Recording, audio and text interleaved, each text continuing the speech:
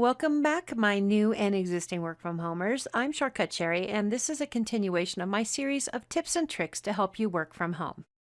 For those of you that have been thrown to the wolves in the last couple of weeks and are now having to use Teams, and maybe your company had it and you didn't want to, or your company had it on its roadmap and now you have to use it, this is the one for you. How do we work in teams? So let's take apart what is a team and what is a channel and give you an idea of what your options are. Teams and channels are meant to give you a cohesive workspace where you can share information and collaborate and communicate with your coworkers. What does that mean?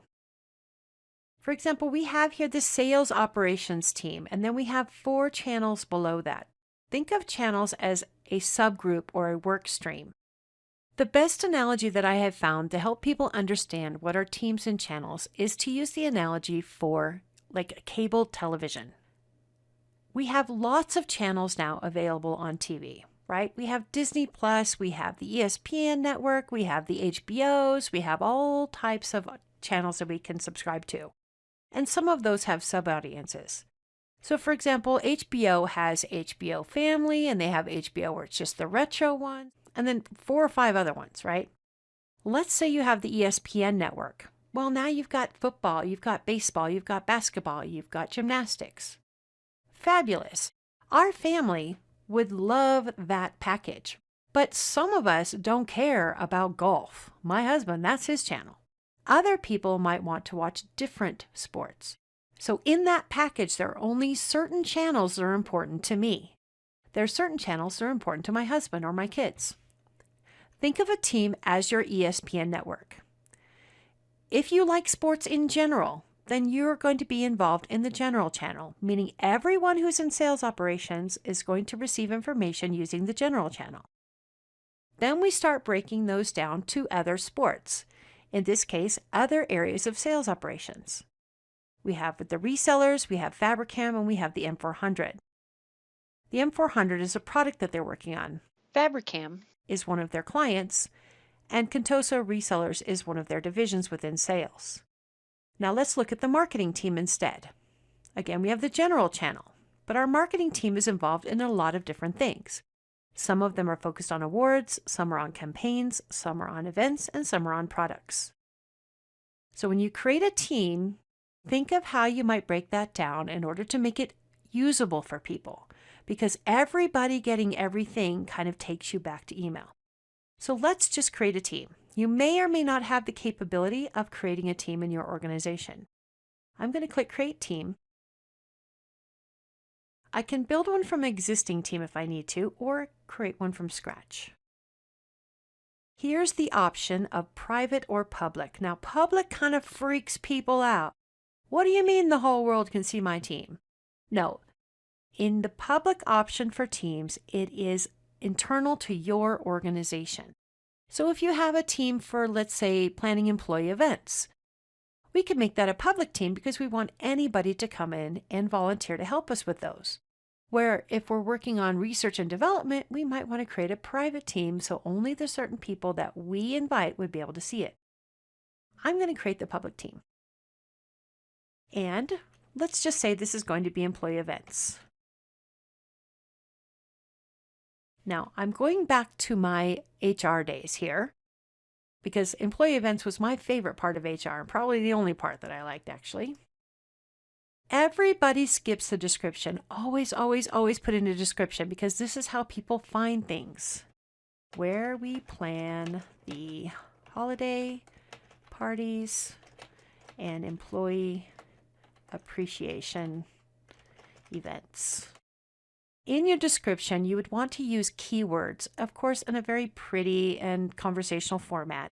Things that people would search for to locate this particular team. I'm going to click Create.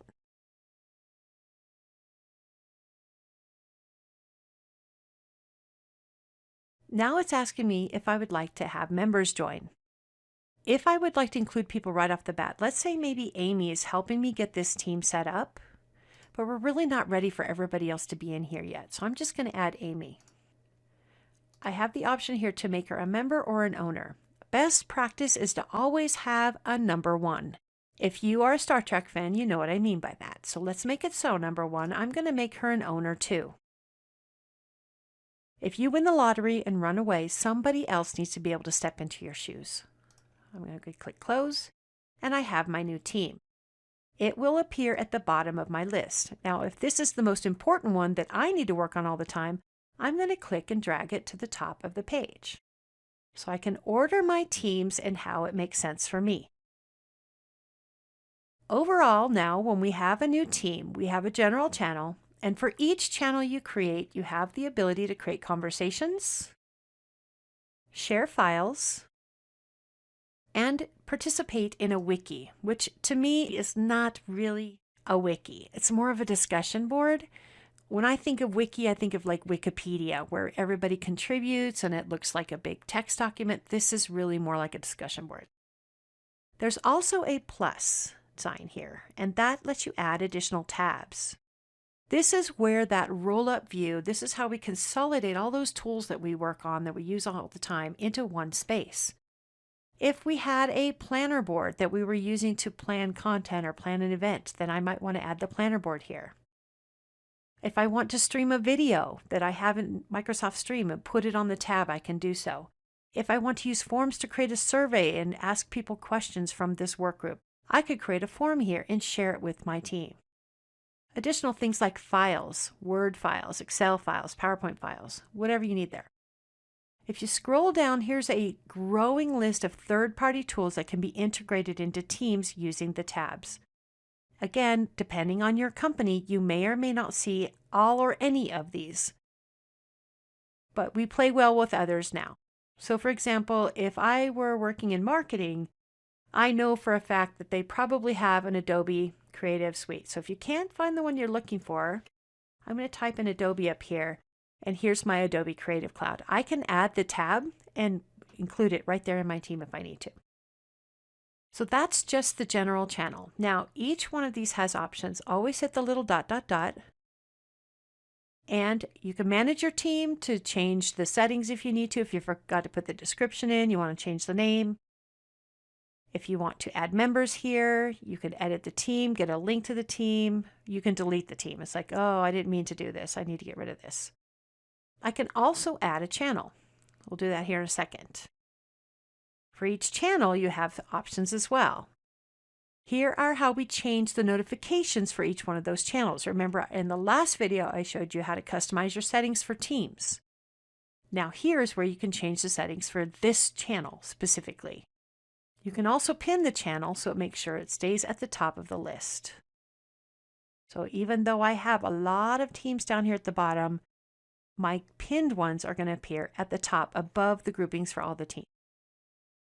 Click Unpin to unpin it. Let's create a couple more channels. Let's say we're getting ready to plan our summer picnic. I'm going to add a channel for the summer picnic.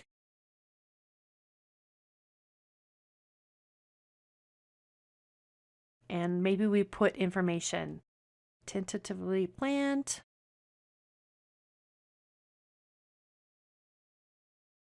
For August 2020. Now, who can see this channel? Again, some of you may or may not have this. These are standard or private channels, so you can lock the channel down only to specific people that already exist in the team. This is the most important thing you need to know about private channels. You cannot add somebody into a private channel of a team that's not already part of that team. It has to be a subgroup. All right, automatically show this channel on everyone's channel list. I'm going to say this and say add. And now let's say we want one more channel for the holiday party. Early December, and click add. All right, so each one of those channels has its own set of tabs. So if I have one survey for the holiday party, a different survey for the picnic, I can add those in separately. And people who are interested in helping in the holiday party can subscribe and join that channel. They can pin it for themselves if they're interested. Let's say I only work on the holiday party. I don't care about the picnic. You can hide this channel so that it doesn't appear in the list. So you'll see some of these have many hidden, or could potentially have many hidden channels. Let's say I'm not working on the M400 project. I'm going to hide that one. Contoso resellers, I'm going to hide that one. So you can see there's several hidden channels here now. To see them, you would click it and you can access them anytime you needed to. It just kind of helps to condense and clean up the content that's in your navigation pane. All right, so hopefully that helps you understand what is a team and what is a channel, and how you can manage those a little bit. In the next video, we're going to talk a little bit about how we interact with each other in Microsoft Teams. Thanks for watching. I'm Shortcut Sherry, and it's my job to make your job easier.